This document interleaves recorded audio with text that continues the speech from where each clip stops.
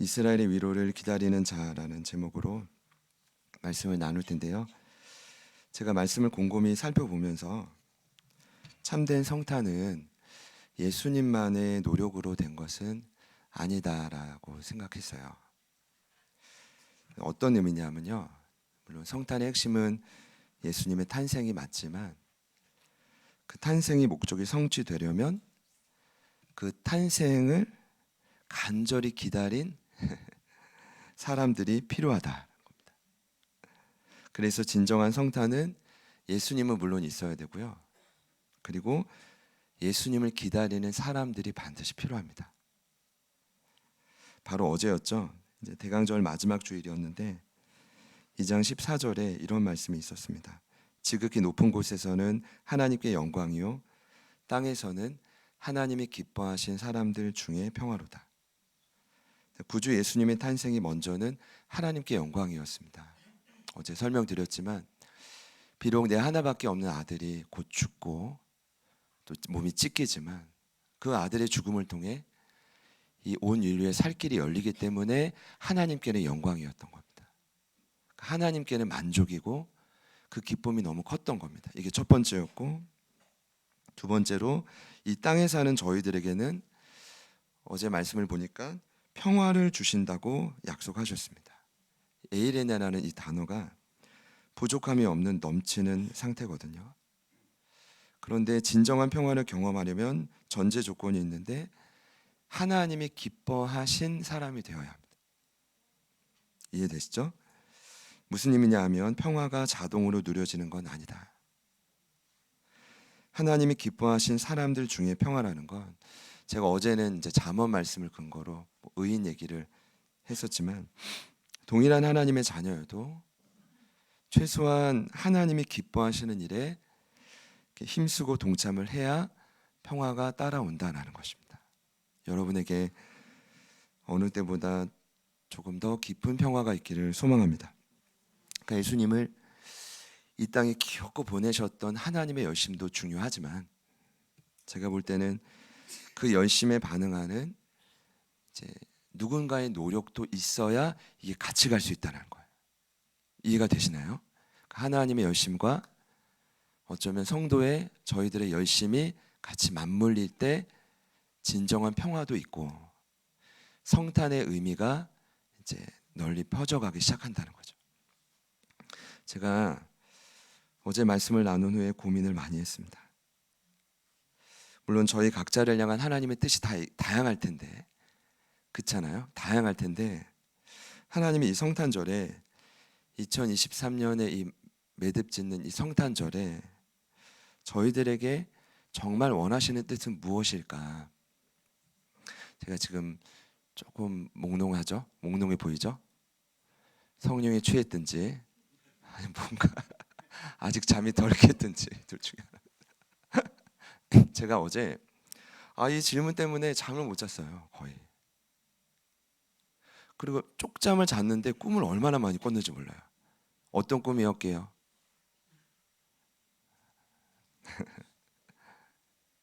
성탄 선물에 끌려.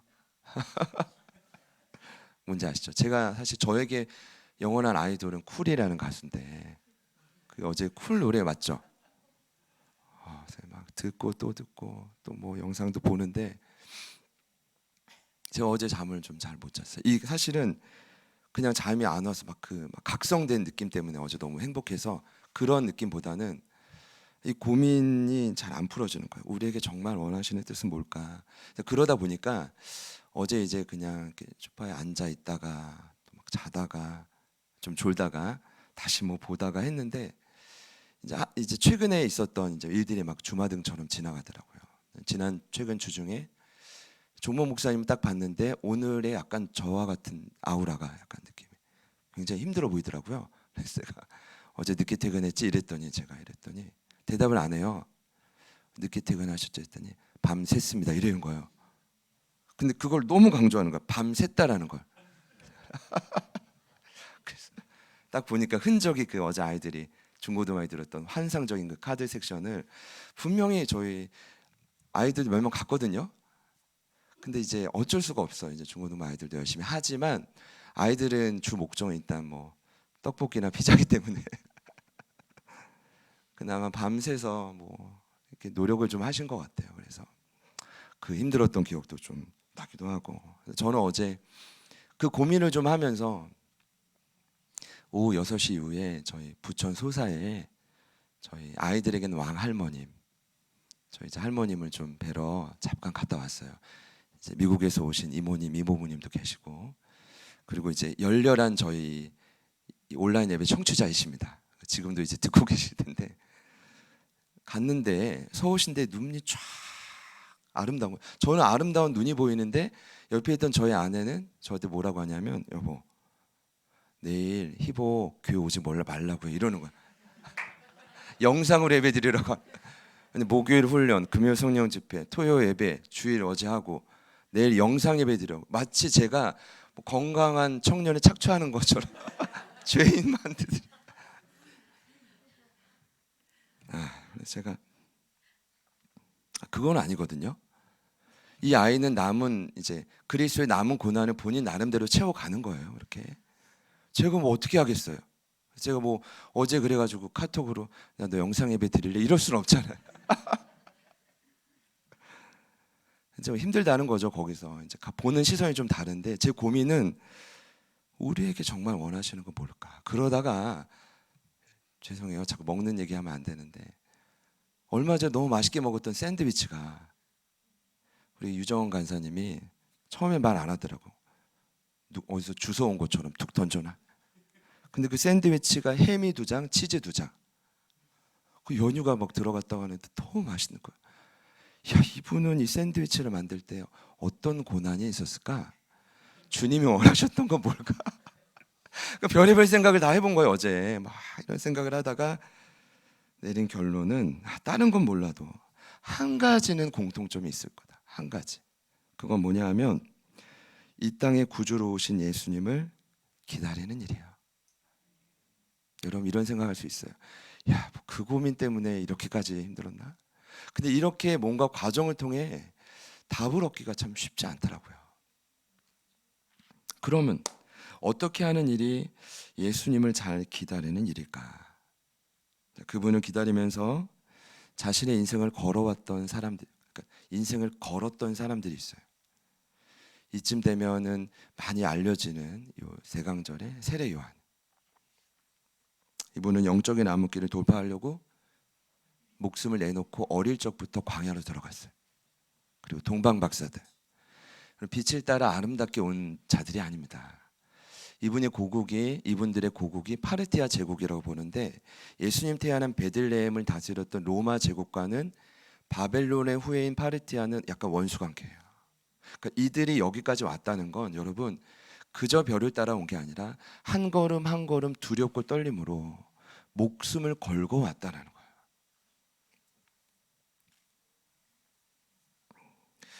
그들에겐 각자의 사명이 있었죠.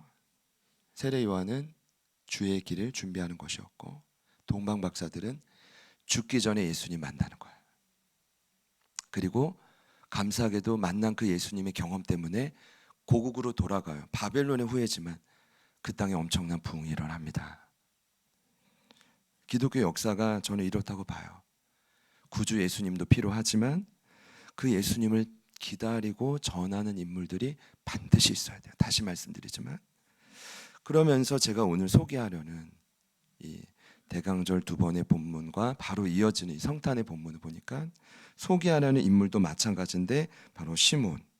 26절을 보니까 그가 주의 그리스도를 보기 전에는 죽지 아니하리라는 성령의 지시를 받았다. 하나님의 분명한 사인이 있는데 그게 뭐냐 하면 그리스도 메시아를 보기 전에는 난 죽지 않는다. 그러니까 그분에게는 시간표가 한 해 한 해 갈수록 더 간절한 거야. 나 죽으면 안 되는데 죽기 전에 정말 이 땅의 위로자인 예수님 만나야 되는데 그 정도로 기다렸던 시므온이 오늘 성전에서 아기 예수를 만나는 장면입니다. 근데 여러분 우리가 다 같이 예수님을 기다려도 각자에게 주신 사명은 조금씩 다르더라고요. 그러니까 큰 기레성 같지만 각자에게 주신 사명은 조금씩 달라요. 아까 2명의 사명을 말씀드렸는데 오늘 시므온이 예수님을 기다린 건 맞지만 성령이 그에게 특별히 주신 사명은 바로 이스라엘의 위로입니다. 우리 25절 말씀을 다 같이 한 번 더 읽어볼까요? 자, 시작. 예루살렘에 시므온이라는 사람이 있으니 이 사람은 의롭고 경건하여 이스라엘의 위로를 기다리는 자라. 성령이 그 위에 계시더라. 자, 배경은 간단합니다. 당시의 유대인들은 모세의 율법을 따라 맏아들 첫 자녀를 낳으면 40일 동안 어머니들이 정결 기간을 가져요. 40일째가 딱 되면 이제 성전에 가서 번제를 드리고 뭔가 그 정결 예식을 갖습니다. 그러니까 아기 예수님이 남자였기 때문에 8일 만에 할례를 받고 그 후부터 33일째 성전에 올라갔는데 오늘 본문을 보니까 뭘 기록하냐면 보통 번제물은 어린 양이에요. 보통 웬만한 사람들이 이렇게 중요한 시기에 아니 아내를 사랑하는 아내와 맏아들을 데려가잖아요. 그럼 뭘 해야 돼요? 어린 양 한 마리는 잡아요. 그런데 마리아와 요셉은 뭘 잡아왔죠? 비둘기. 이건 무슨 의미예요? 이 두 사람이 그토록 경제적인 형편이 안 좋았던 거예요. 근데 하나님은 전혀 그것이 상관이 없어요. 이미 레위기에 모든 부류를 배려하기 위해 우리 하나님 좋으신 분이십니다. 어린 양이 안 되면 비둘기라도 잡아와. 너의 중심만 받을게. 할렐루야. 그렇게 간 거예요. 그리고 나서 오늘 어쩌면 아기 예수를 하나님께 바치는 거야. 바치는 거야.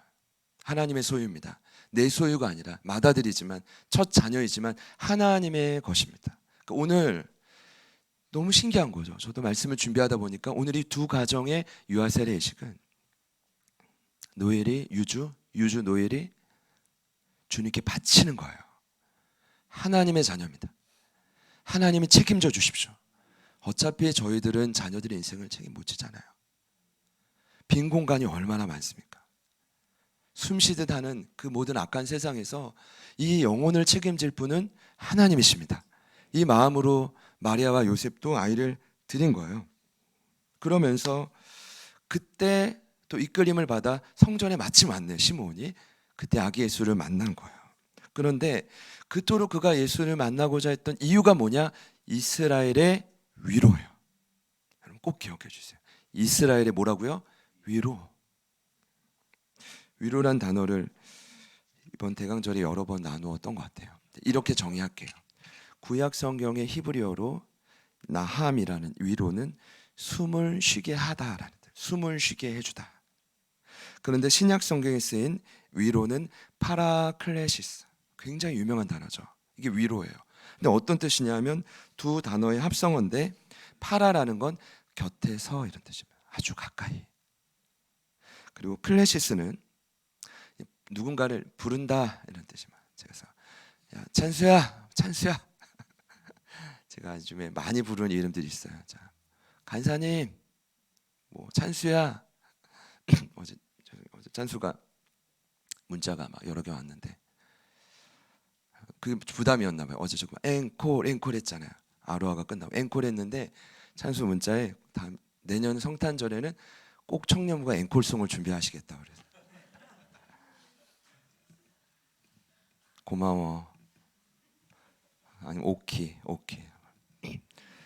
가능하면 쿨 노래로 하여튼 제가 왜 이렇게 했냐면 오늘 여러분 이제 어제 예배 드리고 오늘 예배 드리니까 조금 기쁘게 좀 드리고 싶어서요. 자꾸 이러는 건데 누군가를 부르는 거 있죠. 뭐 노예라, 유주야. 이게 어떤 단어냐면 칼레오라는 동사인데 이 부른다라는 동사에서 나온 명사가 클레시스예요. 그 부름이라는 뜻이에요. 그래서 파라클레시스는 어떤 뜻이냐면 내 곁으로 부르심 이런 뜻이에요. 그러니까 누군가의 곁으로 굉장히 가까운 곳으로 부름 받음, 이게 위로예요. 그럼 이런 거죠. 주님이 위로자입니다. 구주 예수님이 나의 위로자야, 이 말은 뭐냐 하면 그분이 당연히 내 곁으로 오시는 건, 찾아오시는 건 당연해요. 그런데 지금도 저와 여러분을 자신의 곁으로 끊임없이 부르신다. 이게 위로예요. 그러니까 예수님이 찾아오기도 하지만 그분 곁으로 지금도 저와 여러분을 끊임없이 가까이 부르시는 분이, 아니 예수님인데, 가까이 부르는 행위가 뭐냐? 위로라는 거예요. 어제가 1km 거리였다면 오늘은 최소 500m 안으로 들어오기를 원하고, 어제가 10cm였다면 오늘은 최소 한 3cm이기를 원해요. 이게 위로예요. 그럼 이해되십니까?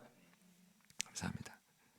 넓게 보면 성령 안에서 계속 저와 여러분을 예수님 곁으로 끌어당기는 거죠. 왜 그럴까요?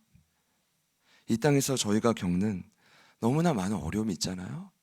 근데 이 어려움을 견디고 돌파하는 최선의 방법이 뭘까요? 저와 여러분을 그분 곁으로 끌어당기는 거예요. 잘 안 당겨지지만 그래도 그 일을 성령을 통해서 하시겠다는 거예요. 그럼 그분 곁으로 가까이 가면 갈수록 저희는 위로를 받는 거죠. 주님이 분명히 약속하셨습니다. 승천하실 때 이렇게 말씀하셨죠. 그러므로 너희는 가서 모든 민족을 제자로 삼아 아버지와 아들과 성령의 이름으로 세례를 베풀고 내가 너에게 분부한 모든 것을 가르쳐 지키게 해야 돼. 그리고 뭐라고 하셨죠? 볼지어다 세상 끝날까지 너희와 항상 함께 있으리라. 이게 진짜예요. 그것을 실행하는 실제가 뭐냐? 성령 안에서 저와 여러분을 당신의 곁으로 끊임없이 잡아당기는 거죠. 중요한 건 시몬은 오늘 어떤 위로를 구했대요? 자신의 위로나 개인의 위로가 아닌 이스라엘의 위로를 구했다는 거예요. 한마디로 공동체의 위로입니다. 분명히 본인도 힘들었을 겁니다. 본인도 지쳤을 겁니다. 본인도 동일하게 영적인 암흑기를 거쳐왔고 지금 견디고 있습니다. 오늘 읽지 않았지만 시몬을 소개할 때 늘 짝처럼 나오는 부부는 아니에요. 인물이 누구냐 하면 여선지자 안나라는 인물입니다. 그런데 성경은 이렇게 소개합니다. 그녀가 결혼하고 7해 만에 과부가 돼요. 과부가 된 이유를 설명하진 않아요. 근데 아마 피치 못할 사정이라고 봐요. 근데 그 여인이 과부가 되고 84세가 되었다. 성경이 이렇게 말해요. 여러분 두 해석이 모두 가능합니다. 과부가 되고 84세가 되었다, 이 말은 현재 84세란 말도 되고, 남편과 뭐 사별을 하든 과부가 된 이후에 84년이 흘렀다는 해석도 돼요. 만약에 그 후자 해석이라면 이 안나의 나이는 100세가 넘습니다. 최소. 근데 그 여인은 얼마나 고통스러웠겠어요. 제가 잘은 몰라요. 저희 이제 어제 뵙고 왔던 할머님은 거진 한 30년 가까이를 이제 혼자 계시거든요. 그 모습만 볼 때만, 곁에서 느낄 때만 제가 뭘 느끼냐면 결코 쉽지 않다. 이 길만큼은 피하고 싶다. 죄송해요, 이런 표현이. 모든 생명의 주관자는 하나님이시지만 아내에게도 내가 먼저 천국 간다, 이 얘기를 혼자는 못 있을 것 같아. 솔직히 그래요. 솔직히 그래요. 저희 아내는 내가 먼저 간다. 아닙니다. 저를 하나님 먼저 데려가 주실 거라고. 그러니까 이게 무서운 일이에요. 근데 84년이라면, 여러분, 84년이라면 만약에 학자들은 그 후자 의견을 봐요. 그 84년 동안 그 여인이 뭘 했냐면 주야로 금식하며 주님 오심을 기다려요. 본인도 힘든데, 본인도 지쳤을 텐데, 그럼에도 불구하고 어떻게 이럴 수가 있죠? 영적 암흑기의 증거들이 그 당시에 많았죠. 말라기 선지자 이후에 400년이 중간기예요. 저는 못 견딜 것 같아요. 예배를 드리는데 하루라도 한 주라도 냉랭하면 여러분 저 정말 괴로워요. 정말 괴로워요. 여러분도 괴로우실 거예요. 저는 그것이 우리 공동체의 가장 큰 장점이자 힘이라고 생각해요. 은혜가 없으면 쌩쌩한 거. 뭐 이참에 다 한번 터뜨려 봅시다. 은혜가 없으면 인사도 안 하고 막 쌩쌩하고. 이거 제가 얼마나 죄스러운지 몰라요. 제 책임이 제일 크잖아요. 이스라엘이 위로를 기다린 게 아니라 이스라엘이 분열을 기다렸나? 이런 거죠. 400년이에요 여러분. 은혜가 없는 게 어떻게 견뎌요? 가슴이 쩍쩍 갈라지죠. 거기에 로마의 2대 황제가 장기 집권이 15년, 헤롯이 갈릴리의 분봉왕이고, 세습을 하면서 아니 장인이 사위에게 대제사장권을 주, 이건 말도 안 되는 일이에요. 그렇게 극도로 종교가 타락했던 시기를 이 두 사람은 다 견뎠단 말이에요. 그럼에도 불구하고 본인도 힘들지만 이스라엘의 위로를 기다렸다는 것은 이런 의미겠죠. 나 자신도 쉽지 않지만 내 가정, 내 교회, 자신이 속한 도시, 나라의 부흥을 위해 간절히 주님의 위로를 구했다는 거예요. 왜일까요? 주님의 위로만이 아프고 병든 내 가정과 민족을 고칠 수 있다는 확신이 그에게 있었기 때문입니다. 다른 곳으로는 안 됩니다. 내 곁에 계신 예수님만이, 여러분 그 예수님이 여러분 곁에 있다는 것을 여러분 느끼셔야 됩니다. 그리고 경험하셔야 됩니다. 그리고 확신을 가져야 됩니다. 어떤 어려움이 순간 찾아와도 충격적이어도 예수님 내 곁에 있다. 나를 끌어당기고 있다. 이게 위로라니까요. 그 힘으로 공동체를 위해 기도했던 것입니다. 그래서 사도 요한이, 제가 어제 사도 요한 선생님까지 생각이 났습니다. 제가 갈 때까지 간 겁니다. 그래서 그랬구나. 이제 죽을 날이 앞에 왔을 때 자신이 개척했던 그 성도들에게 유언을 이렇게 남겨요. 요한 1서 1장 1절에 태초부터 있는 생명의 말씀에 관하여는 우리가 들은 바요, 눈으로 본 바요, 자세히 보고 손으로 만져봐라. 이게 무슨 말이에요?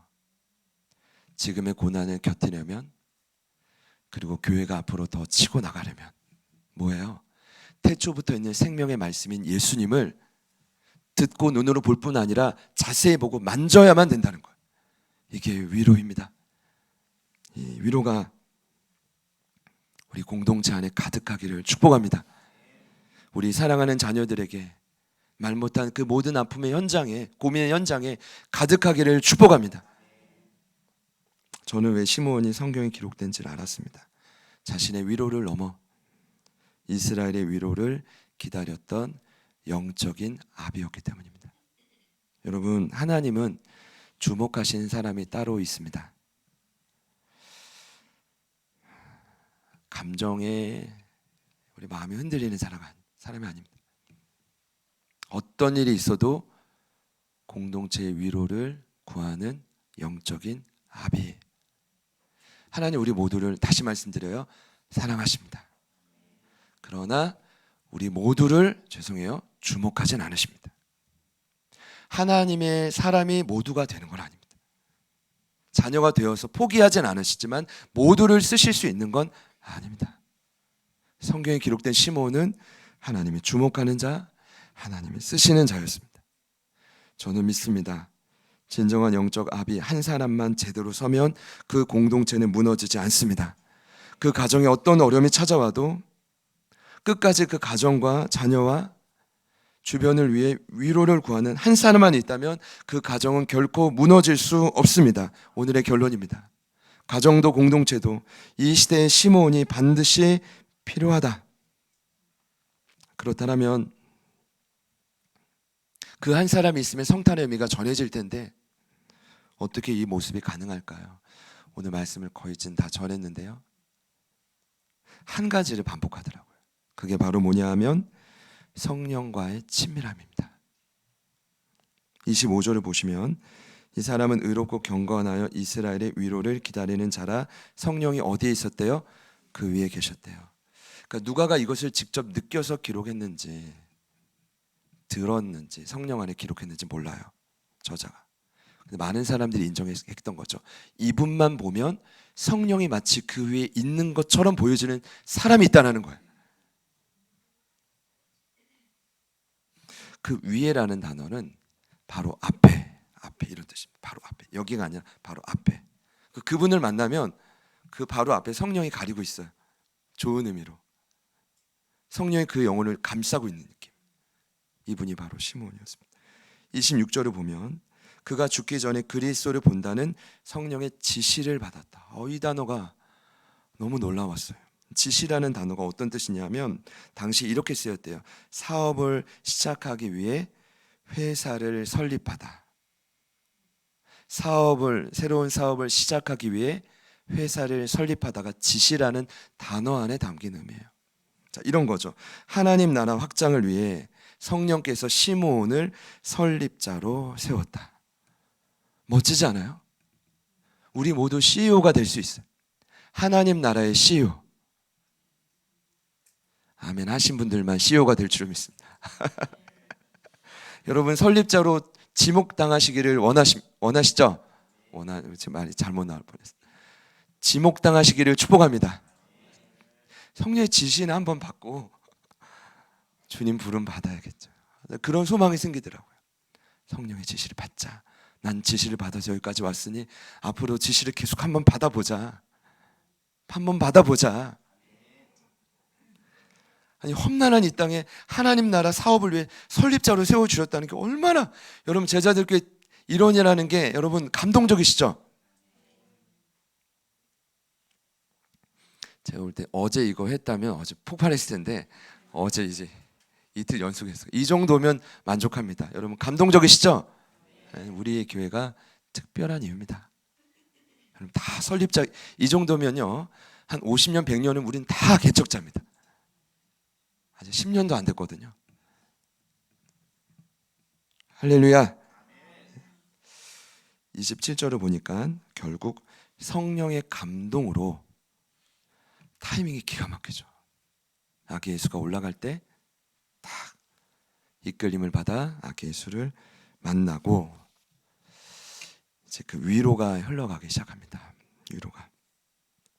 여러분 제가 말씀을 이제 맺을 텐데 그 집사님 오늘 아까 저희 시간을 뚫고로 네.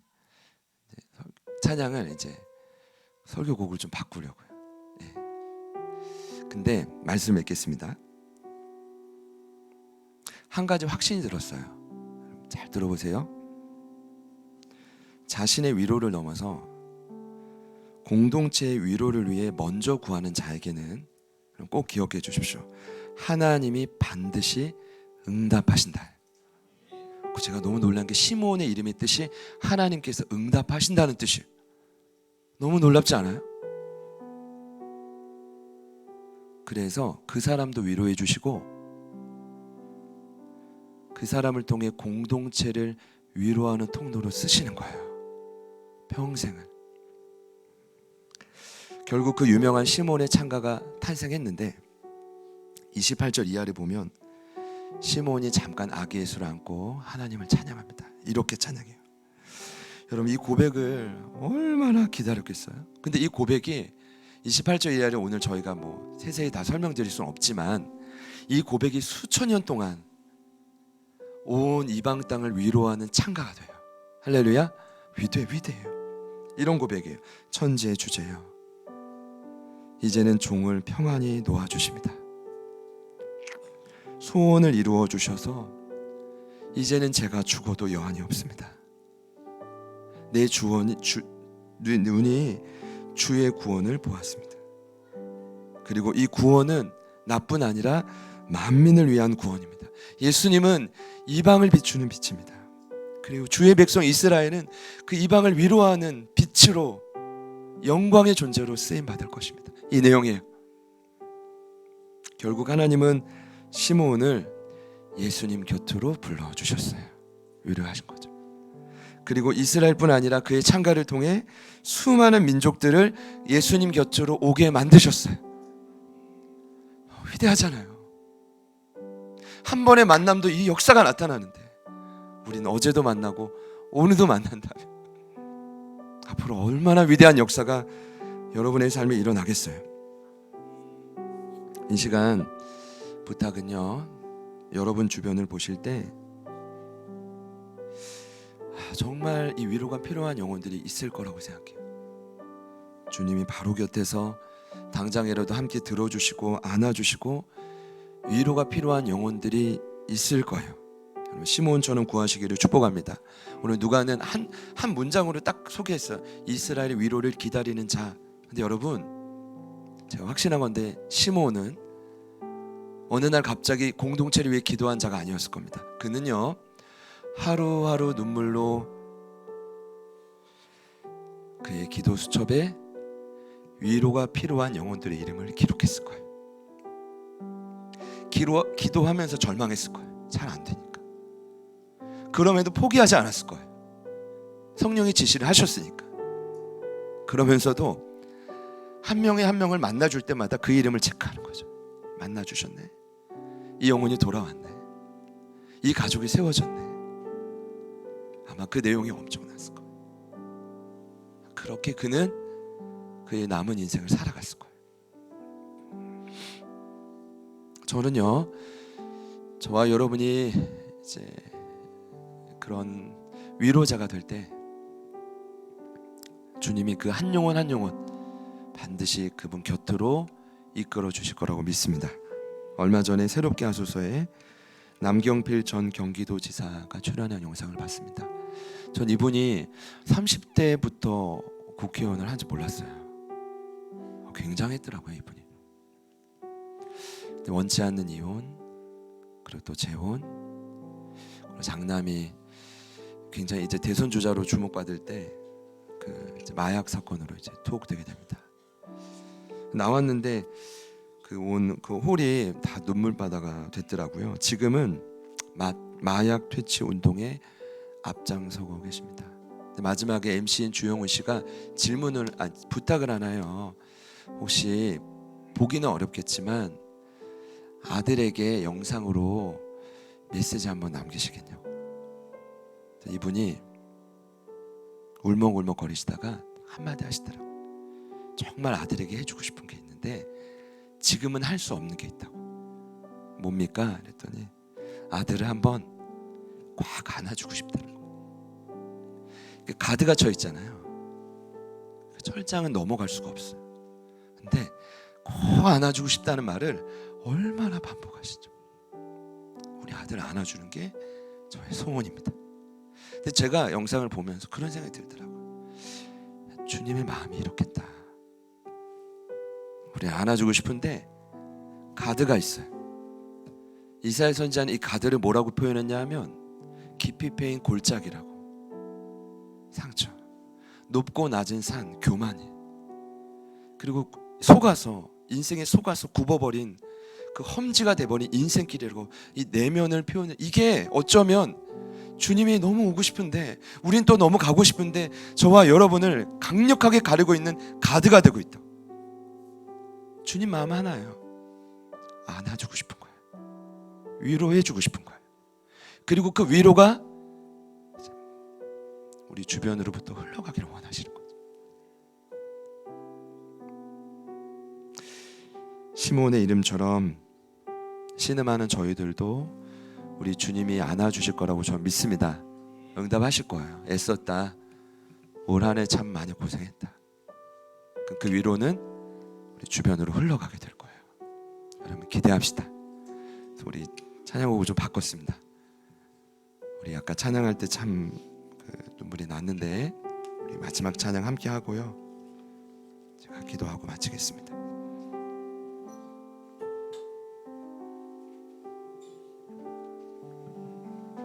말씀을 기억하고 우리 가사를 생각하면서 같이 한번 찬양하겠습니다.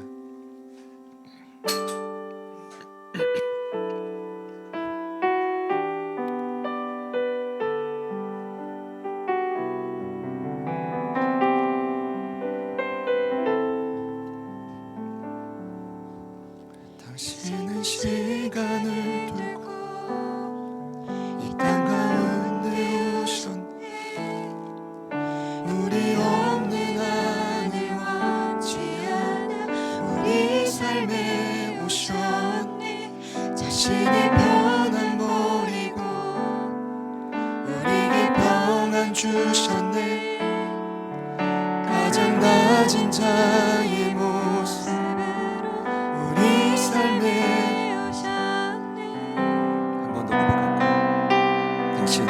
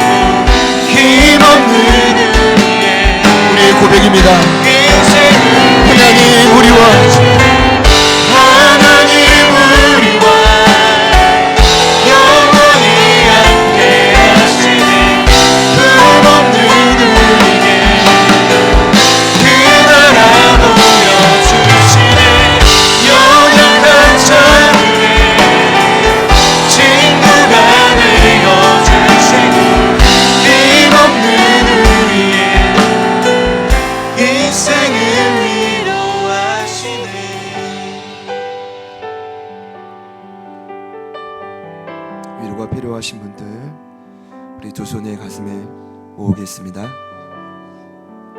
여러분 주변에 정말 위로가 필요한 분이 있다면 그분이 계신 분도 동일하게 두 손을 가슴에 모으시겠습니다. 제가 기도하고 마칠 텐데요, 기도 가운데 성령께서 우리에게 지시하시고 또 깊은 위로가 있기를 소망합니다. 하나님, 이 시간 기도합니다. 두 손을 가슴에 모으고 진정한 위로를 구하는 소중한 일꾼들, 이부 예배에 참여하신 귀한 동역자들, 예수님 곁으로 가까이 이끌어 주십시오. 어느 누구도 채울 수 없는, 메꿀 수 없는 그 골짜기를 주님이 채우시고 우리의 모든 생각의 틀을 새롭게 하셔서 날마다 주님이 함께하고 있음을 깨닫게 하여 주시옵소서. 품고 있는 영혼들을 위해 기도합니다. 성령님, 이 시간 찾아가셔서 그들의 위로가 되어 주시옵소서. 예수님이 함께하게 두려워하지 않게 하시고 예수님이 함께하게 담대할 수 있도록 놀라운 변화가 일어나게 하여 주옵소서. 같은 어려움을 우리가 겪고 있지만, 이 시대에 그 악한 조류를 맞이하고 있지만, 시므온처럼 안나처럼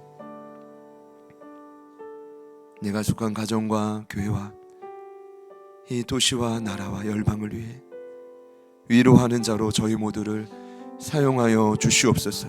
이제는 우리 구주 예수 그리스도의 은혜와 하나님 아버지의 변함없는 신실하신 사랑하심과 성령님의 내주 충만 교통 위로하심의 역사가 유아 세례에 참여한 사랑하는 유주와 노엘이 귀한 가정, 그리고 우리 온 다음 세대, 이 성탄절 기대하는 마음으로 주님 곁으로 더 가까이 나아가겠습니다 결단하는 모든 예배자들 머리 위에 우리를 통해 그 위로를 받고 소생하게 될 이 땅의 많은 영혼들 위에 지금부터 영원토록 함께 하시기를 간절히 축원하옵나이다.